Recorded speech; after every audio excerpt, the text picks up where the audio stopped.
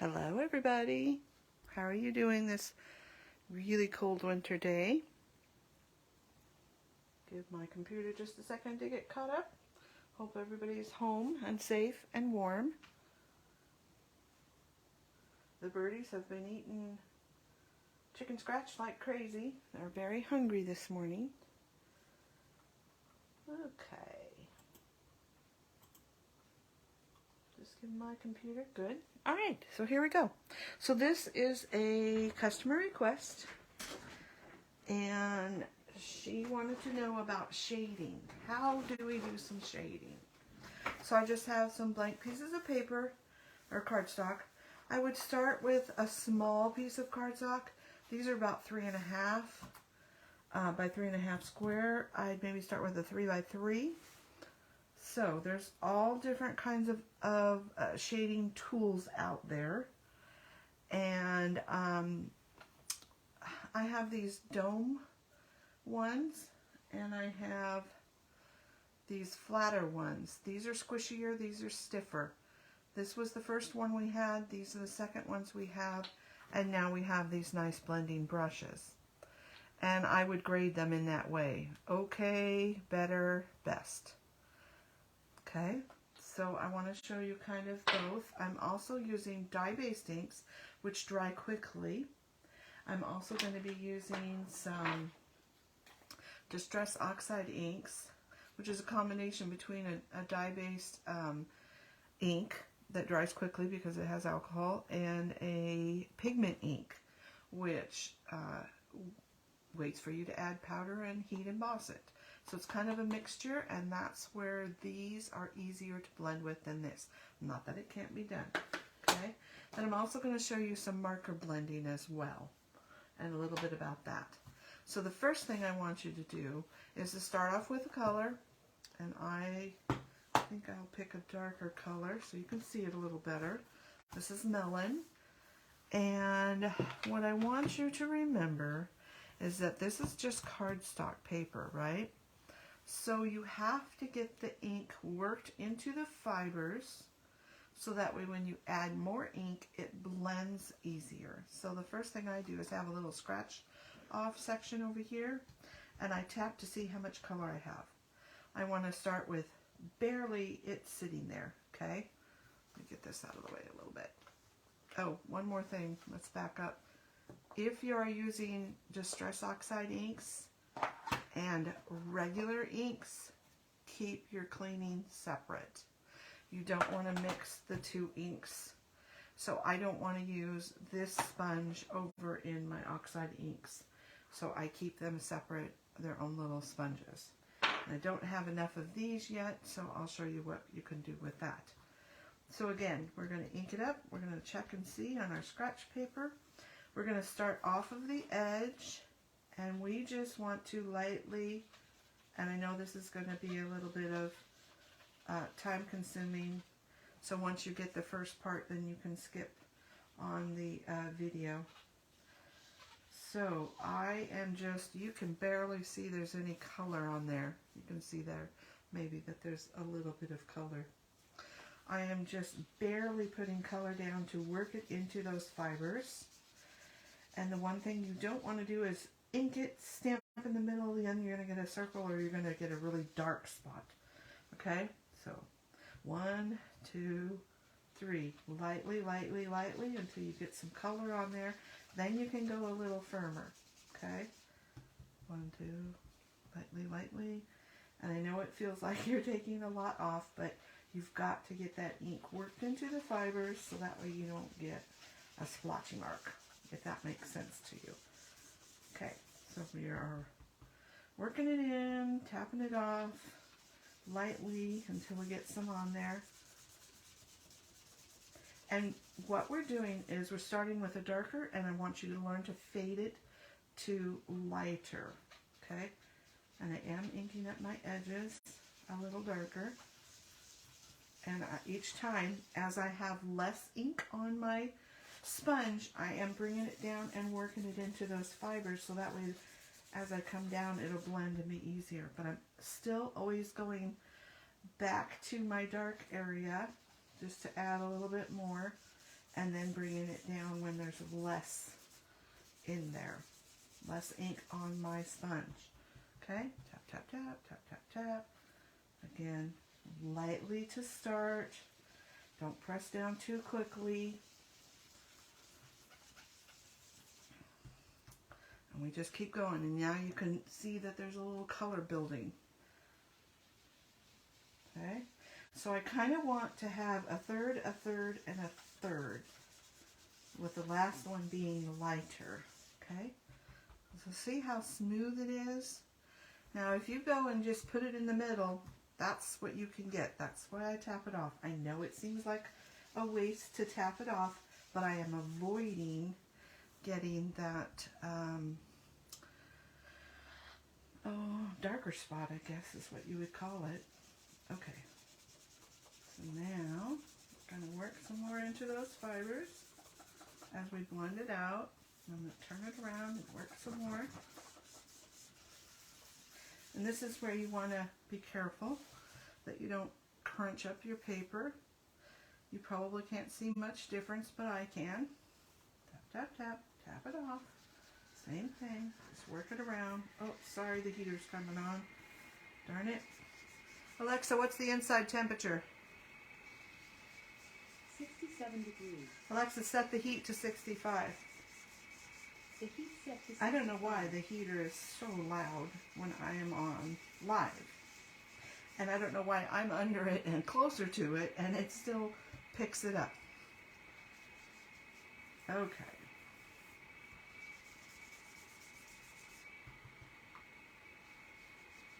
So I'm also, like I said, I'm lightly dragging it over until I get some of that color off. And if you practice this and you get this down, then it'll be easier. And I know that you can't see very well, but there is color all the way down. How does that look? You can see that there is light color here. So that's what you want to get to, where you've got your stronger, your medium, and your light color. Okay? And as always, thank you for shopping with me. So the next thing we're going to do is we want to add 3 colors into that mix. Okay?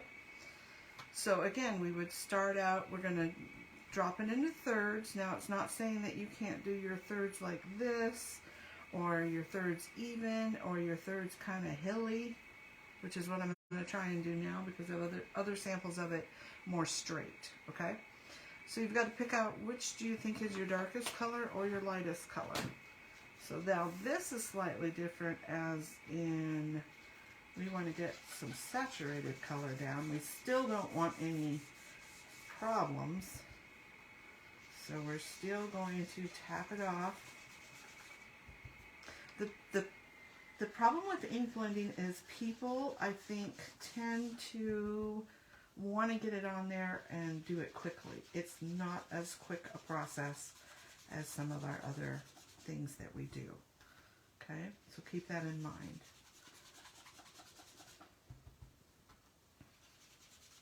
So again, the same process. We're adding our color. We want to get a good saturation of color on there so you can see the difference. Okay, that's our first color. I'm trying to remember what my second color was the pink. So we're going to add some pink. Put that away. Here's our pink. I like to roll. Make sure I'm on camera. Move this out of the way. Okay. So now we're going to start with our pink. And again, there's not a lot of color there. And this is a little bit darker color, so we want to make sure that we get it on there in a nice, gentle manner. We don't want any of those lines. And you can see I'm starting over here, so switch it up. Start over here. Now I'm going to go a little bit more into the yellow. Lightly, and then more pressure as you fade it off. Okay? So see how we're just kind of blending it into that yellow? And there's no reason why you can't go back to the yellow and blend it back into the pink. That's what it's all about, is just taking your time, blending it in. Okay, so that's pretty good. Now we'll move on to the melon color. And this is a little darker color. So again, we want to start lightly putting that color down. It goes a little quicker. Again, tap, tap, tap, tap, tap, tap. Don't start in the same place twice. Try not to get your ends, maybe just a little bit inside, just barely putting that color down till you get more on. I kind of like my edges to be a little more defined, and then we're going to blend in the middle. And it's just, I'm not taking a whole lot of time. I could go back and take more time and get deeper color, but I just kind of want to show you what you do and how you start layering that color. So there's our 3 transitions of color. Okay. Now I want to show you one more, and I want to show you with the next better option, which is these blending brushes. And I won't do all of it. Same thing. Make sure you don't get too much on the end. Get it more on the brush itself. Okay. And I kind of tap off that excess. So these run so much smoother on the paper. And look at how much quicker I can apply the color. And not get, and then I can go down and grab this, hold on to it, and get even more concentration of color. But see how much quicker that is? Because these are such fine little bristles, it's actually a takeoff of a makeup sponge that's like this. And so it but you still want to tap off that color. So it very quickly adds, I want to add some to my edges, get those a little bit darker. It's a much quicker process, and these are in our catalog. But look at how much quicker I got that color on there. Now we'll go to the pink, which is Flamingo. Again, we want to make sure we tap off that really dark. Start lightly, very lightly, because this will put more color, but it will blend it easier. It's kind of a little different than the other one that takes longer to get the color on, okay? So remember that. And as you go up in colors, you're going to be a stronger color on there. And then we'll blend it into, and it blends nicer into the other color as well. Like I said, I'm not going to take a whole lot of time. You could go darker and get a little bit more of a blended look and a little bit stronger saturation of color. But I just want to get you started. And now we'll go to our orange, our melon. And these are fairly new brushes, so they don't have a lot of ink on them. And I think the melon and the flamingo is actually a little darker than the melon. So don't get ahead of yourself. Don't try and put too much color on. Tap it off is your best friend. See, if I go here, I'm going to have to go really lightly so I don't get a big mark of color. Tap it off.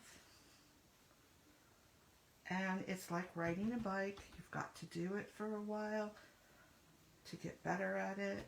The more you do it, the more muscle memory you have on how hard to press down. And don't forget that you can go back and add some more pink in if you don't have enough pink. I don't think we quite have enough pink.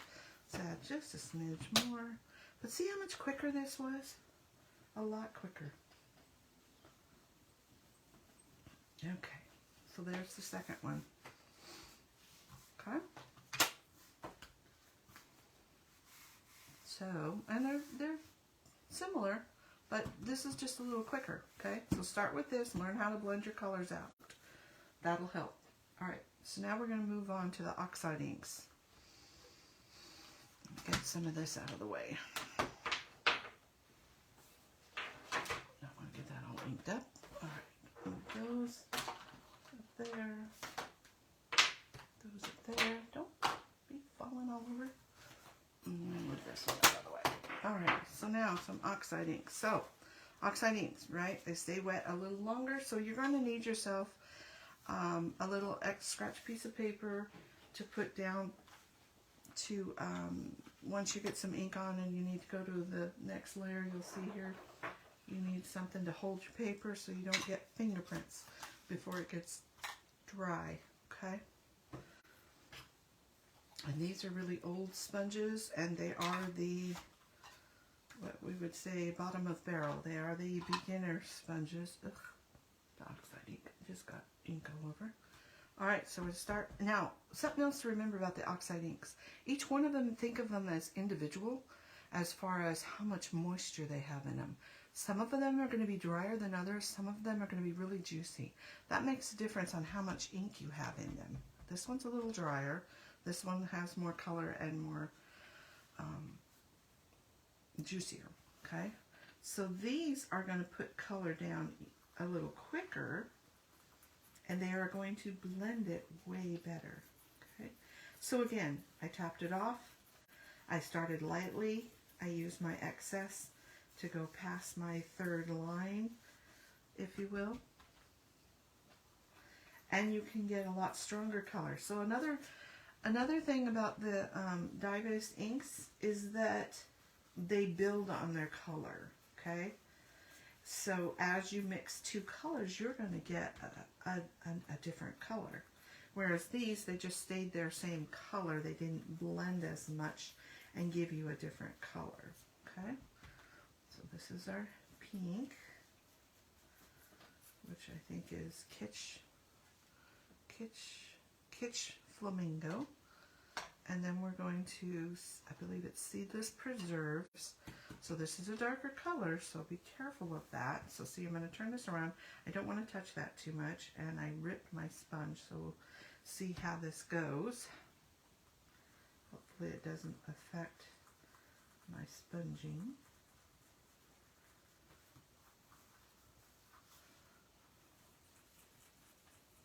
And I'm moving around in kind of a circular motion. I'm going to go, I'm going to go up here and mix these two. And as I put more and more color on, it's going to get a darker hue.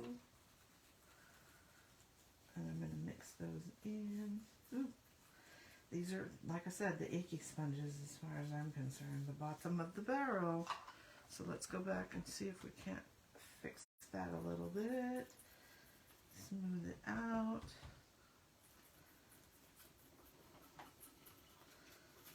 See how much easier it is to kind of smooth that out as well. Now this one keeps falling off of here, so I don't even know if it's going to stay on. It's so old. And see how much more color there is? Hopefully you can see that. So I want to make sure that I put my little holder down and I start really lightly. I mean, look at that. Really, really lightly.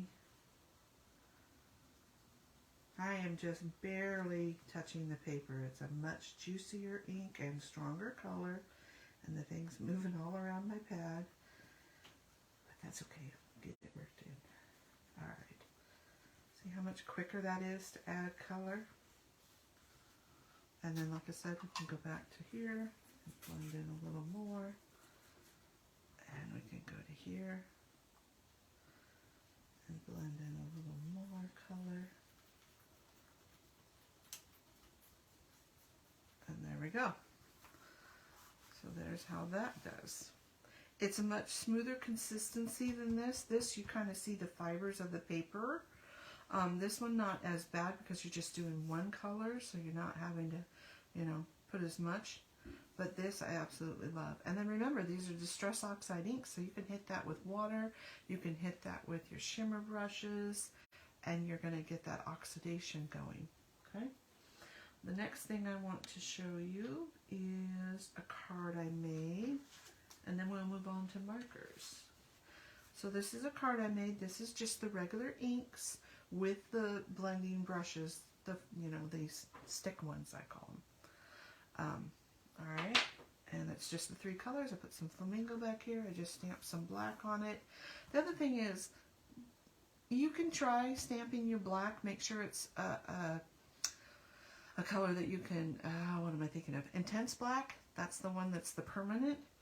I tend to do my coloring and blending first, so that way I don't pull any of this if it wasn't quite dry.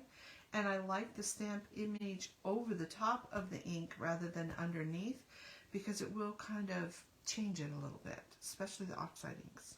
Okay, it's not as nice and crisp a black color. So there's your first one. And now I want to speak to you about markers and blending of markers. Let me just close up some of this.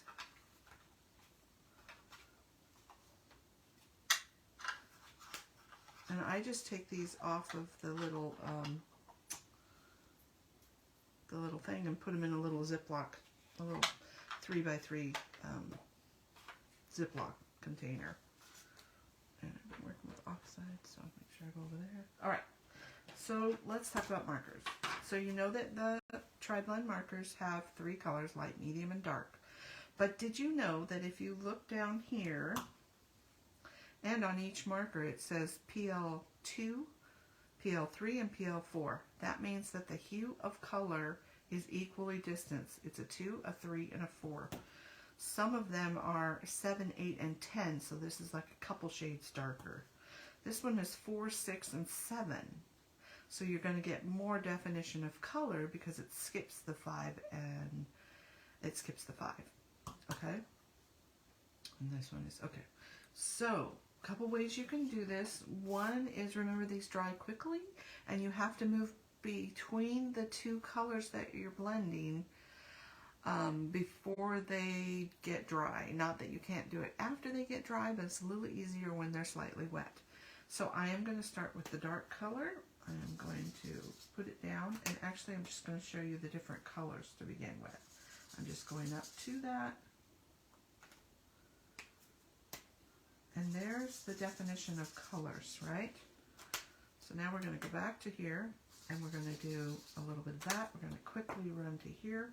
We're going to go over the line a little bit so it blends it, and then over the line a little bit and blend it. And you got to give them a second to dry, and you will see that it won't be quite as severe. And if you don't quite get enough, you can take the light color and go back over all of it, and it will blend it out even more.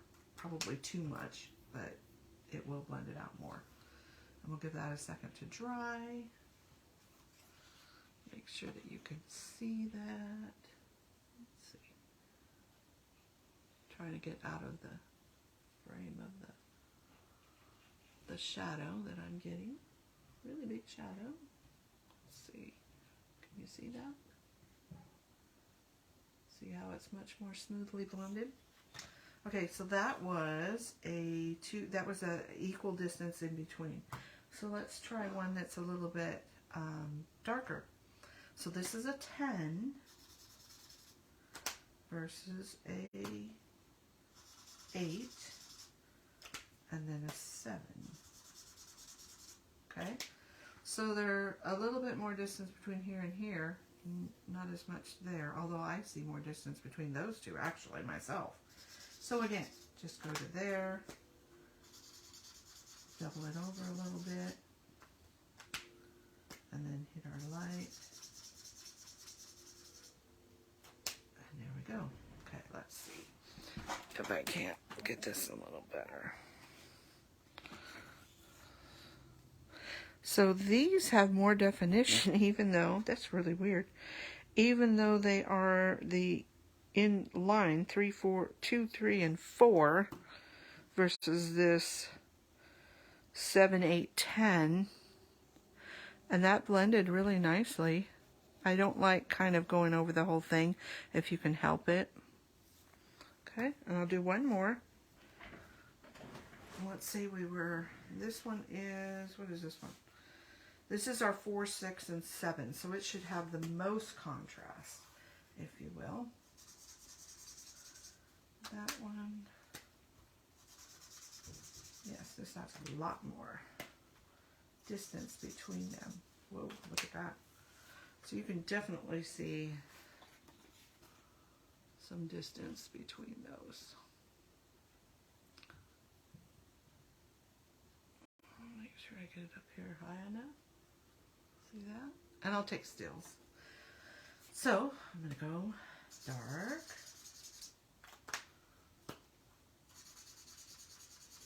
medium, and light. So I'm going over that and then blending it out. Okay? And it just blends it between the three. And like I said, if you go to the light and pull it all the way. So if you're, maybe you have a tree, okay, and you kind of want to give it some definition.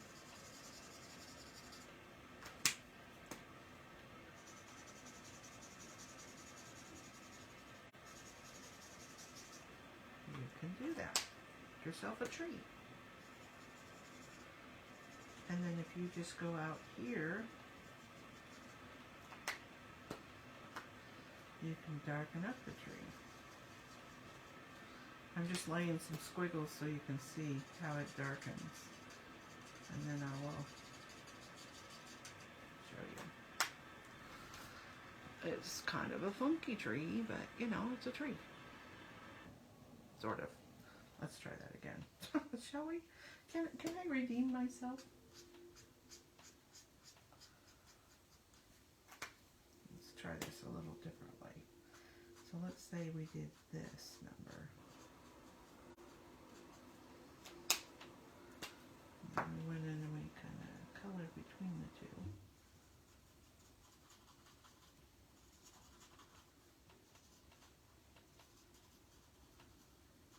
Okay, so we've got our definition. Go back and add some more layers. Make it a little darker there. And, oops, sorry about that. Add some light. I always do better on one side than the other. Don't know why. So we're just going to blend those two a little bit. That looks a little better. So see? So when you're coloring your trees, you know, you've stamped the image and coloring, you can do a lot with shading. Okay? I hope that helps. I have one more to show you, card. Oh, and I didn't show you this. Hold on. Let's back up. So that was doing these guys. Let's do now with this. Now, I don't have a lot of these. I need to buy some more. This isn't even this is a contraband one. It's still just a little bit wet. Let me see if I can't dry that a little bit. So this time, I'm going to take my pink first. Same thing, tap it off. Add some color.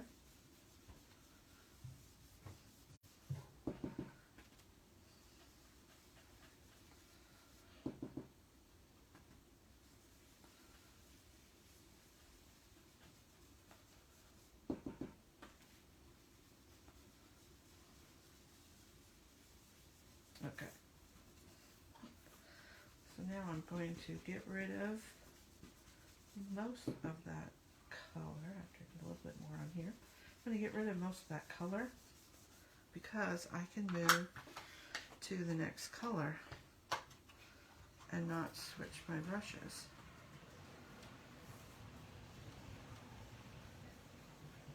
Remember that these are a lot creamier and they're going to work a little differently. It's just playing with everything till you get, and it is a little wet, so it's going to be hampering my coloring a little bit. But I kind of like that. It kind of looks like clouds. Alright. Next color is our juiciest, so let me make sure I get that off of there. And get some on here. Oh, and then I'll show you the spraying it with water too. Okay, so hold it down. Oops, took a little too much off. Alrighty, here we go. Add that next layer in. Remember, slowly, and I'm doing this one a little quick, so it's coming out a little blotchy, but maybe that's what you want. Oh geez, and there's the phone. Hold on.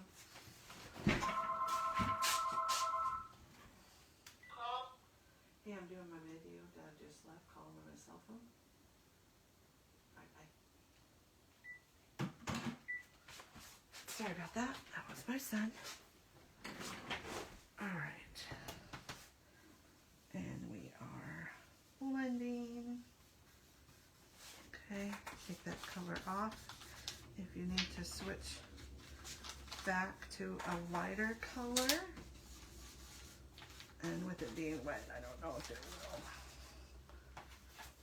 Trying to get rid of this color. And then I can go and wash this one, and then it'll be better. Okay. Actually, maybe I don't need to. That's pretty good. Let's add just a little bit more purple. Because we can, and there's the darn heater again. Oh my goodness. It's just one of those days. Okay. So it's a lot of taking your time and blending, blending, blending. Okay? So, let's see what happens when we hit that with a little bit of water. Okay, I've got just a little spray bottle here. I think this is my good one. Let me see. Yeah. So I'm just going to take it off camera so it doesn't get everything else wet and give it a spray kind of far away. I want to get enough color on there that you can see what it's doing. Okay, and we'll just kind of watch that. Oh, and I got a little dribble going, and you can clean that up with a paper towel if you don't want it to oxide too much. That's what I'm grabbing now, is a little paper towel. Oh, I don't mind how that's going, but you can kind of stop it. Alright. So that kind of shows you the difference of the oxide. It almost looks like a little galaxy going on. And it just adds another layer of definition to see. And actually shimmer brush is even prettier to add. Okay, so you gotta let that dry. And then I have one more card for you. You don't always have to go in color palette, kind of, you know. I used red and green, and I made a Christmas card. And here's the other one, and I'll take some stills of the samples. I hope you'll give it a try. If you need a little help, let me know. And bye-bye. Everybody have a very Merry Christmas, and I will see you next Friday.